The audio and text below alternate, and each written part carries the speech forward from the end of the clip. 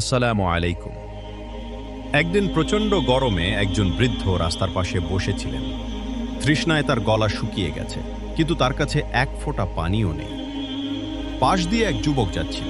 তার হাতে ছিল মাত্র একটি পানির বোতল। সে নিজেও খুব পিপাসার্ত। হঠাৎ সে বৃদ্ধকে দেখে থেমে গেল। একটু ভাবল, আমি যদি এটা দিয়ে দেই তাহলে আমি কি পান করব? কিন্তু পরক্ষণেই তার মনে পড়ল যে অন্যকে সাহায্য করে আল্লাহ তাকে সাহায্য করেন। সে নিজের তৃষ্ণা ভুলে গিয়ে পুরো বোতলটাই বৃদ্ধকে দিয়ে দিল। বৃদ্ধ পানি পান করে হাসি মুখে দোয়া করলেন, আল্লাহ তোমার জীবন সহজ করে দিন।